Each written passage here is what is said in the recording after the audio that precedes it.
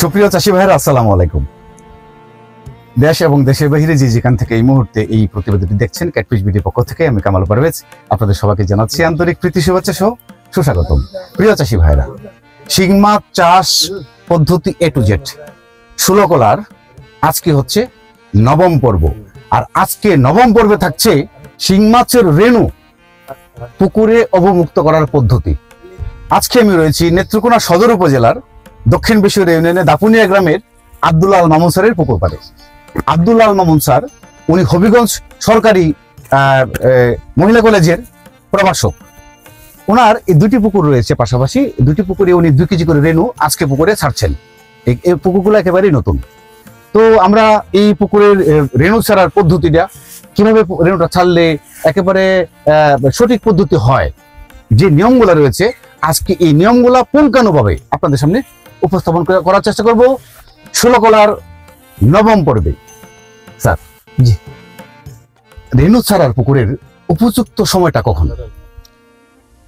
একেবারে বিকেল বেলা আবহাওয়াটা যখন একেবারে নরম থাকে বা ঠান্ডা থাকে তখন হলে সবচেয়ে বেটার হয়। আর যদি কেউ বিকালটা স্কিপ করে অন্য সময় যেতে চায় সেক্ষেত্রে রাতে দেওয়াটাই বেটার। আর যদি আমি সকালে ছাড়ি? সকালে ছাড়লে একটু বিপদ আছে, সেটা হচ্ছে ওই টেম্পারেচারের একটা বিষয় থাকে। টেম্পারেচার হাই থাকে তো সকালবেলা, সেক্ষেত্রে অক্সিজেনের কিছু ঘাটতি থাকে। তো অক্সিজেনে ঘাটতি থাকলে তো আমরা রেণুটা দিলে রেণুটা কেটে যেতে পারে। ঠিক আছে, এটা তো মানে ভেরি মাচ মানে সেনসিটিভ। এই জন্য ওইটা একেবারে একটু নরম আবহাওয়া হলে রেণুর জন্য উপযুক্ত সময়। অর্থাৎ হয় বিকেলে, এরকম ঠান্ডা জনিত, যদি ঠান্ডা জনিত দিন হয় তাহলে বিকেল বেলা ছাড়া যায়। আর যদি আবার তাপ বাড়তি থাকে তাহলে রাতে ছাড়া, রাতের বেলা ছাড়াটা ভালো। আপনার এই পুকুরটা ভিতরে কতটুকু? এটা ভিতরে 10 শতক 11 শতকের মতো আছে এখন, একেবারে পানির অংশটা। এখন যে পানির অংশটা আছে এটা 10-11 শতক হইতে, 10-11 শতক। আর ওই পাশে পুকুরটা? ওই এটাও সেম হবে। আমার দুইটা পুকুর পাশাপাশি সেম। জি। এখন এটাতে আপনি কত গ্রাম রেণু দিচ্ছেন, ওটাতে কত গ্রাম দিচ্ছেন? আমি এটাতে দিচ্ছি 1 কেজি, ওটাতেও এরকম 1 কেজি। 1 কেজি, অর্থাৎ শতাংশে 100 গ্রাম। 100 গ্রাম। এখন এই রেণুটা আপনি কোথা থেকে এনেছেন? এটা কোন হ্যাচারি? আমি রেণুটা এনেছি, এটা আব্দুল গনি মৎস্য হ্যাচারি, গরিপুর, ময়মনসিংহ। গরিপুর। আপনি কত করে নিছেন এটা? আমার এটা নিয়েছে 10,000 টাকা কেজি। 10,000 টাকা কেজি? জি। এত দাম নিল কেন?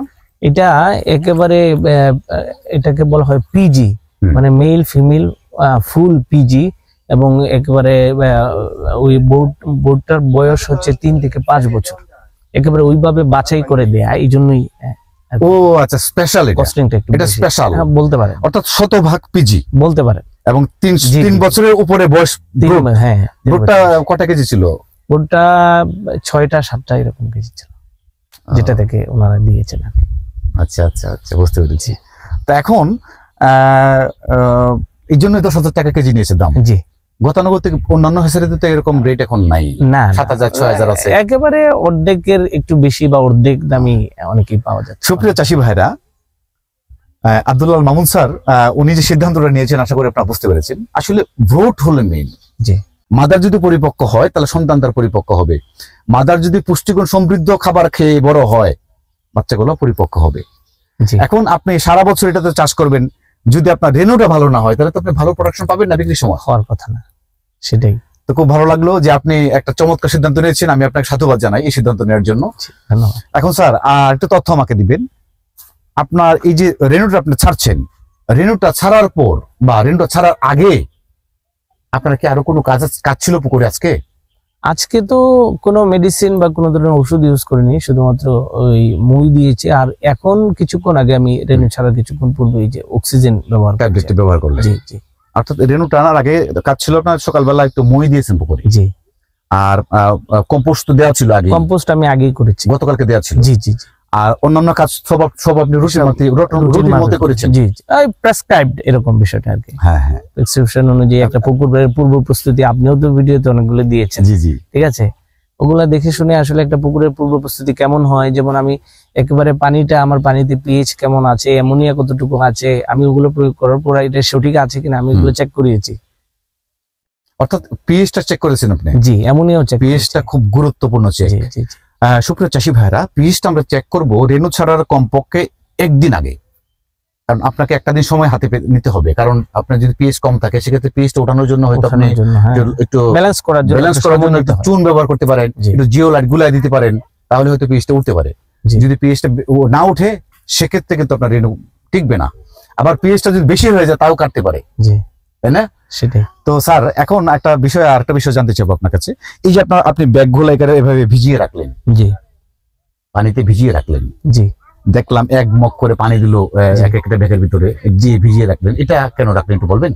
এটার কারণ হচ্ছে যে ওনারা যেখান থেকে আমরা হ্যাচারি থেকে যে ওনারা যে পানিটা ব্যবহার করেছে, এই পানি আর পুকুরের পানি স্বভাবতই এক হওয়ার কথা না। হ্যাঁ, ডিপের পানি, ডিপের পানি। ফলে এইটা তো আমি রেণুটা দিচ্ছি, এটা তার একটা নতুন বসবাসের ঘর।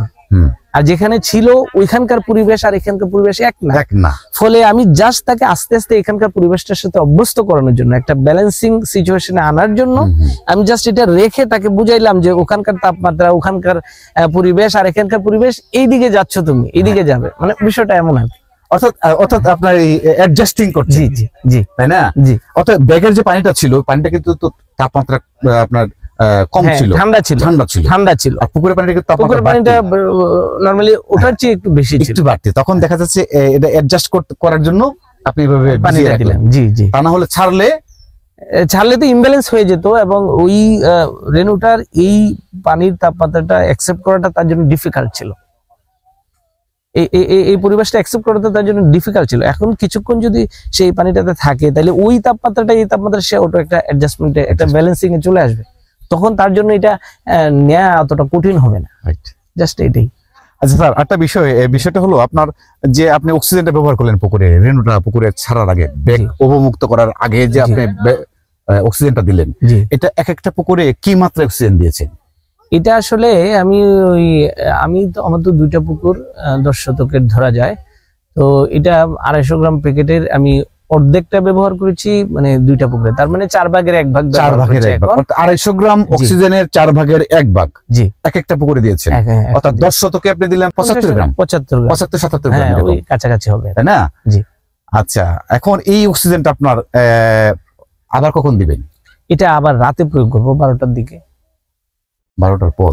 জি, 12টার পর, কারণ 12টার পর বিশেষ করে ভোর রাতের দিকে পুকুরে অক্সিজেনের একটা ঘাটতি দেখা দেওয়ার সম্ভাবনা হয় বা হয়ই। হ্যাঁ, সেই জন্যই আমরা মানে পুরাটা অক্সিজেন একসাথে ব্যবহার না করে এটা যদি আমি ভাগ করে 2টা সময়ে দিই, এটার ইফেক্টিভিটি হতে পারে বেশি। আচ্ছা চলুন স্যার, আপনার ওই পুকুরটা একটু দেখবো। আপনি তো একদম নতুন পুকুর, তাই না? জি জি। এই পুকুরগুলো আপনার খনন করতে 2টা পুকুরের আয়তন, বাহির সহ আয়তনটা কতটুকু? 40 শতক। 40 শতক। এই 40 শতকে 2টা পুকুর খনন করার পর আপনার এখানে 2টা পুকুরে খরচ কত আসছে? 2টা পুকুর রেডি করতে আমার এখানে শুধু মাটি খননই আমার খরচ হয়েছে 1,20,000 টাকা। অবশ্য আমি অন্যদের চেয়ে একটু বেশি করার চেষ্টা করেছি, আমার পারগুলাকে একটু সবল রাখা। হ্যাঁ, পারগুলা যদি চেষ্টা করি অন্যান্য কাজে ব্যবহার যাতে করতে পারি, বা পারটা যেন দীর্ঘস্থায়ী হয়, এই জন্য আমি মাটি অন্যদের তুলনায় আমার কাছে মনে হচ্ছে একটু বেশি কেটেছি, ফলে আমার খরচটাও একটু বেশি হয়েছে। তাছাড়া এই যে ড্রেসিং করা, এইগুলাতে একটু। অর্থাৎ আপনি তো ইতিমধ্যে সুতাটা নিয়ে ফেলেছেন উপরে। জি জি। আপনার নেটিং দেখুন খুব চমৎকার হয়েছে, খুবই সুন্দর হয়েছে। জি। এবং পুকুরের আপনি যে পারগুলো ড্রেসিং করেছেন, কম্বল বিছালেন, জি, এইটাকে আসলে ওই যে ইংরেজি আরেকটা শব্দ আছে, এটাকে বলা হয় ইকো ফ্রেন্ডলি। আমরা এটা দেখেছি যে এই যে কম্বলটার সাথেও একটা মাটির একটা অ্যাডজাস্টমেন্ট ভালো হয়, ফলে পার ভেঙে যাওয়াটা একটু রোধ হতে পারে। পাশাপাশি এটা পুকুরের পানির জন্য খুব একটা ক্ষতিকর না, এটা অ্যাডজাস্টমেন্ট ভালো। আরেকটা বিষয় আছে স্যার, ধরেন আপনি কম্বলটা বিছানোর পরে এই পারে কিন্তু ঘাস হবে না, ঘাস হবে না, তখন কোনো মাছ যদি অসুস্থ হয় তাকে তো আপনার চোখে পড়বে। আর যখন ঘাস থাকবে পারে, তখন ঘাস এসে লুকাতে পারে, আপনার চোখে নাও পড়তে পারে। যখন আপনার চিকিৎসা নিয়ন্ত্রণের বাইরে চলে যাবে, তখন আপনার চোখে পড়বে। আর যদি শুরুতে আপনার চোখে পড়ে, আপনি কিন্তু চিকিৎসা করতে পারছেন, আমি পদক্ষেপ নিতে পারবেন। তো খুব ভালো লাগলো। এখন স্যার, এই যে ব্যাগগুলা পুকুরে রাখছেন, এটা কতক্ষণ থাকবে? এটা 30 মিনিট বা 40 মিনিট, অর্থাৎ অ্যাডজাস্টিং হওয়ার পরপরই ছেড়ে দেবে। আর আজকে কোনো খাবার দিবেন পুকুরে? না, আজকে কোনো খাবার দিব না। আমি খাবারটা শুরু করব আগামী দিন থেকে। জি, আগামীকাল থেকে সন্ধ্যায়? সন্ধ্যায়। এখন শুধুমাত্র আমার রেণুগুলো যেগুলো দিলাম আমার প্রেসক্রিপশন অনুযায়ী, সেটা হচ্ছে এটা এই পানিটার সাথে ওরা ব্যালেন্স করবে যাতে অক্সিজেন ঘাটতি না হয়, সেখানে অভ্যস্ত হবে। সে খাবারটা নিতে তো তার একটা নির্দিষ্ট সময় লাগে, হ্যাঁ, তো ওই সময়টার আগে আমরা খাবার দিলে, আর খাবার অলরেডি আমার পুকুরে দেয়া আছে। আমি গত কয়েকদিন যেভাবে এটাকে প্রস্তুত করেছি, আমার এটার মধ্যে আপনি সাইন্টিফিক্যালি চিন্তা করলে এটার মধ্যে অলরেডি খাবার প্রস্তুত করা আছে, এরা যদি নিতে পারে। সুতরাং আমি এই মুহূর্তে আবারও খাবার দেওয়াটা প্রয়োজন মনে করি। আগামীকালকেই হয়তো লাগবে কিছু। জি জি জি। এই যে আপনি ব্যাগগুলো পুকুরে ভাসিয়ে রাখলেন, জি, এখন ধরেন আপনি রেণুটা পুকুর পাড়ে নিয়ে আসার আগেই বৃষ্টি শুরু হয়ে গেল, বা পুকুর পাড়ে আসলেন এই মুহূর্তেই ঝুমা বৃষ্টি শুরু হয়ে গেছে, এখন কি আপনি রেণু ছাড়বেন? জি না, বৃষ্টির ব্যাপারটা একটু সতর্ক থাকতে হয়। আর যদি বৃষ্টি এসেই যায়, আমি রেণু নিয়ে আসলাম পুকুর পাড়ে, নিয়ম অনুযায়ী তখন পোনাটা অবমুক্ত করা যাবে না। তখন প্যাকেট গুলা পুকুরে রেখে দিতে হবে, অর্থাৎ জাস্ট পানিতে রেখে দিতে হবে, বন্ধ অবস্থায় পানির মধ্যে রেখে দিতে হবে। অক্সিজেন রয়েছে, ভিতরে যথেষ্ট পরিমাণ অক্সিজেন আছে, এবং একটা নির্দিষ্ট সময় তারা যেন বেঁচে থাকতে পারে, অক্সিজেন পায়, ওই পরিমাণ অক্সিজেন ওখানে দেয়া আছে। সুতরাং আমার বৃষ্টি থামার জন্য অপেক্ষা করতে হবে, কখনোই বৃষ্টি চলাকালীন অবস্থায় রেণু অবমুক্ত করা যাবে না। জি, এখন ধরেন আপনি অবমুক্ত করলেন, অবমুক্ত করার পরপরই বৃষ্টি শুরু হয়ে গেল, তখন কি করবেন? জি, সেক্ষেত্রে যদি আমি পোনাটা অবমুক্ত করার সাথে সাথে বৃষ্টি শুরু হয়ে যায়, সেক্ষেত্রে করণীয় হচ্ছে ওই আমি আমাদের গ্রামীণ ভাষায় যেটা বলি ডেক বা পাতিল, ওইটা পুকুরে নিয়ে পুকুরে এটা ধাক্কা দিয়ে একটা ঢেউ তুলতে হবে। হ্যাঁ, এই ঢেউয়ের ফলে বৃষ্টির ফোঁটার পড়ার পরে যে অক্সিজেন ঘাটতিটা দেখা দিবে, তখন এটার সাথে এটা একটা ব্যালেন্স হবে, তখন রেণুগুলা কাটার সম্ভাবনা কমে যাবে। আপনি তো পুকুরে অক্সিজেন প্রয়োগ করলেন, তাও কাটবে? হ্যাঁ, বৃষ্টিতে যে অক্সিজেন ঘাটতি দেখা যাচ্ছে। ও আচ্ছা আচ্ছা, বৃষ্টিতে যে পরিমাণে, বৃষ্টিটা হওয়াতে যে পরিমাণে অক্সিজেন ঘাটতি হয়েছে, তাতে আপনি যে অক্সিজেন পুকুরে ব্যবহার করলেন, এটা ঘাটতি পূরণ হবে না? না, পূরণ হবে। তাতে আপনাকে ডেক মারলে পূরণ হয়ে যেতে পারে। জি জি জি, খুব ভালো লাগলো, দারুণ একটা জিনিস শিখলাম স্যার, ভালো লাগলো। আচ্ছা স্যার, আরেকটা বিষয় আপনার কাছে আমি জানতে চাইবো, এই ব্যাগগুলা অবমুক্ত করার পর আপনি তো ব্যাগগুলা রাখার আগে অক্সিজেন পুকুরে দিয়ে দিয়েছেন। জি জি জি। ব্যাগগুলো অবমুক্ত করার পর আর কি কাজ আছে? ব্যাগগুলো অবমুক্ত করার পর আরেকটা কাজ আছে, সেটা হচ্ছে এই রেণুগুলাকে একটু শক্তি দেওয়ার জন্য, একটু এনার্জি দেওয়ার জন্য আমরা গ্লুকোজ বা স্যালাইন এই ধরনের পুকুরে ব্যবহার করে থাকি। এটা দিলে রেণুগুলো একটু শক্তি পায়। গ্লুকোজ বা স্যালাইন, গ্লুকোজ আমরা যেভাবেই বলি, হ্যাঁ, এটা পুকুরে ইউজ করলে মাছটা একটু শক্তি পাচ্ছে, জার্নির কারণে। জি জি জি জি জি, তার তো একটা ধকল যায়, যার জন্য এটা কাটিয়ে ওঠার জন্য। জি, আচ্ছা, এরপরে স্যালাইনটা ব্যবহার করলেন, তো আরেকবার রাতে 12টার পর আবার অক্সিজেন দিব, সেম পরিমাণে অক্সিজেন আবার 12টা করে দিবেন। জি জি। আগামীকালকে সারাদিনের মধ্যে কোনো কাজ আছে আপনার পুকুরে? জি, আরেকটা ছোট্ট কাজ আছে। যেমন আগামীকালকে বিকাল বেলা আমাকে ঠিক পারগুলার দিক থেকে, দুইটা পুকুরি পারগুলার দিকে নেমে পারগুলার দিকে একটু এইভাবে হালকা করে ধাক্কা দিয়ে দিতে হবে, অর্থাৎ হাতায় হাতায় দিতে হবে। জি জি জি, একটু হাত দিয়ে এরকম নাড়াচাড়া দিতে হবে, কারণ যে রেণুগুলা সাইডে যে বসবে এরা যেন একটু নাড়াচাড়া করে, অন্য জায়গায় যেন, হ্যাঁ, জাস্ট তাকে একটা স্টার্ট আপ দেওয়া, আর কি একটা গিয়ারিং দেওয়া। ও আচ্ছা আচ্ছা, একটু নাড়ায়া দেওয়া। জি জি জি, কালকে দিনে কাজ, বিকালে কাজ এটা। জি জি জি। এরপরে খাবার ধরাবেন রাতে? জি জি, রাতে খাবার ধরাবেন। জি। আর এই যে আপনি কালকে তো আপনি নাড়ায় দিলেন, পরের দিন? জি, পরের দিন আমার কাজ হচ্ছে পুকুরে নেমে 1-2 ফিট দূরে দূরে একেবারে পা টানা বলে এটাকে, আমরা যেভাবে ধান শুকাতে দেয় মহিলারা, গ্রামের মহিলারা, জি জি, ধান যেভাবে নাড়ে, ঠিক এইভাবে পুরা পুকুরে এভাবে হেঁটে হেঁটে একটু নিচের যে স্তরটা আছে এটাকে একটু নাড়িয়ে দেওয়া হালকা করে, মানে হালকা প্রথম দিন পাতলা করে দিবে, 1-1.5 ফুট দূরে দূরে দিবে, এরপর দিন থেকে আর একটু ঘন করে দিবে, তখন থেকে তো আমার রেণুটা আরেকটু শক্তিশালী হয়ে যাবে।